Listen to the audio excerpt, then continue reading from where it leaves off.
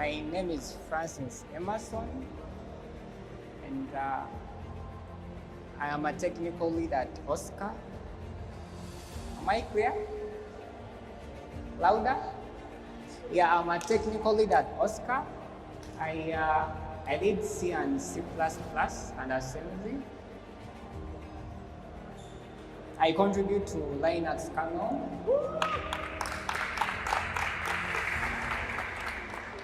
I contribute to GCC and Minix and some other projects. Yeah, I'm more into kernel development, compiler design, operating systems, and AI. I am a programming language author, Spell. I'm launching next week.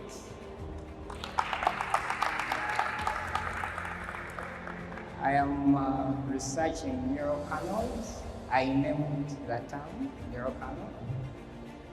Yeah, that is my email. So, how I joined OSCA, it was Mr. Thomas. He got me from somewhere up there. And why open source? As I told you, I'm completely self-taught. I began programming quite earlier. So, and the only way, I never had any mentor. I taught myself to write code and Google. Actually, Google was my mentor.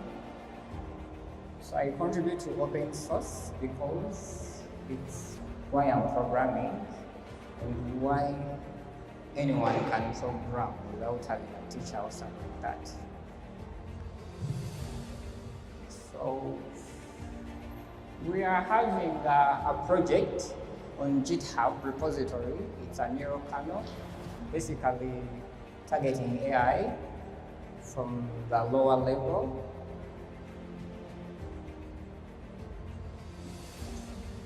Yeah, the main aim is you do not have to reprogram a robotic system, an industrial robot arm. You don't have to reprogram a drone. You don't have to reprogram a self-driving car. You don't have to reprogram a mobile device or even a chatbot. So the only way you can do this is using one piece of software to target multi-hardware for the same purpose. So the only solution was creating an AI program. I could have used Python, I could have used C# or any other language, but they did not support systems programming at a lower level. So I was left with only C and C++ at assembly. That was also little. All right, let me give an introduction to AI, the human brain. So we all have minds, right? We do, right? Right? Yep. The human brain does some attributes like perception, thinking, judgment, imagination, language, and memory. The core basis of a human mind. Or in short, we are looking forward to writing a real human brain in software.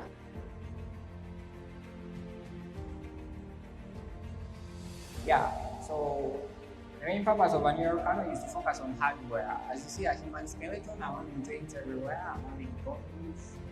So my mind is not what is controlling my body, as I'm completely unaware of how I move, how I breathe, how I regulate my heartbeats, how my blood flows.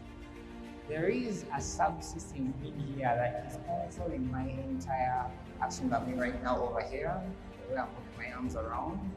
And there is another program that is controlling what I'm saying, what I'm thinking about. So that is the consciousness, and the subconsciousness mind is moving all my body parts around. So I'm focusing on neural kernel on majorly hardware. That is why there is that cascade. Yep.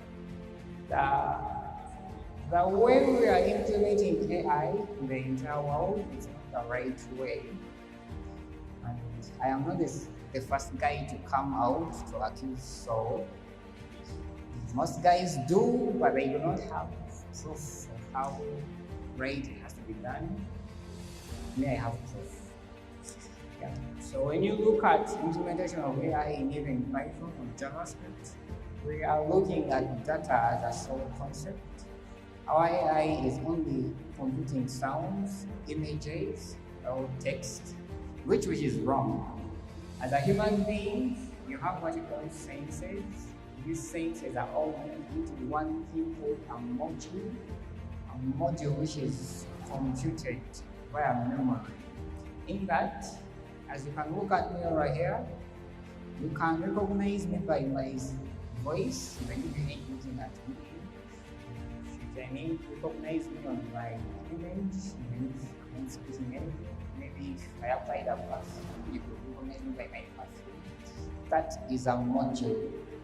One data type linked to another, linked to another, linked to another, to another, but all the same concept. So for a human being, we are having 5, in the sense that you say, and for a computer, we can only have 3, as in computing. We only process sound, text, and images. Go on. Yep. So that is another form of a neural kernel in between there. We're having 2 processes, a consciousness in brain and a subconsciousness.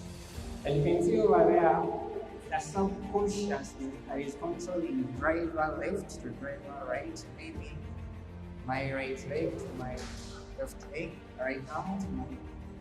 Yeah, so the subconsciousness has the driver interface, and that is the kind of data we are inputting easily. If I'm eating food, I am inputting in data to the mind. I can easily tell this is sweet, this is bitter, this is tastes bad. At the same time, I can think about a taste, and it makes sense in my mind. At the same time, the way I can tell you, can you please remember how a cake tastes? Your mind will generate the entire taste of a cake from thought. So that is why we are having composite types and memory, something that you can think of and generate something meaningful to our mind. Please go on. Yeah, that is memory layout in a neural kernel. So as I'm looking at Mr. Humphrey here, Mr. Humphrey is an object, maybe it's a module. Yeah, Mr. Humphrey is a module, and the very weakness we are having here as human beings is we only execute one thing at a time unlike a computer. We cannot think about 2 people at the same time. We can't think about 2 data at the same time. The only difference is how you switch to one person to another. So that is how memory is arranged in a kernel. Working memory, the entire RAM, and some cache memory. Right? The main role of a neural kernel is to hand every resource we have in hardware to only one program. We're not having such a system that we are having an AI program, but you can play music, you can do other fancy stupid stuff. So we are handling every resource we have on a device to one program. Yeah, so those are the applications of neural kernel, the entire teacher system, desktop computers, mobile devices, industrial operating systems, autonomous systems, Android, and human beings. Yeah, so I'm a programming language author. I've designed a programming language, subconscious electronic programming language. It is mainly targeting AI from a lower level and a higher level. So version one of a neural kernel is completely in C on GitHub. How many C programmers do we have? By show of hands. How about assembly? Yep. How about C++? Oh, so bad. Well, wait, hold on. So version 1 of a neural kernel is in C, assembly, some little Python, some huge script. Version 2 is going to be in C++. Version 3 is going to be entirely in Spell.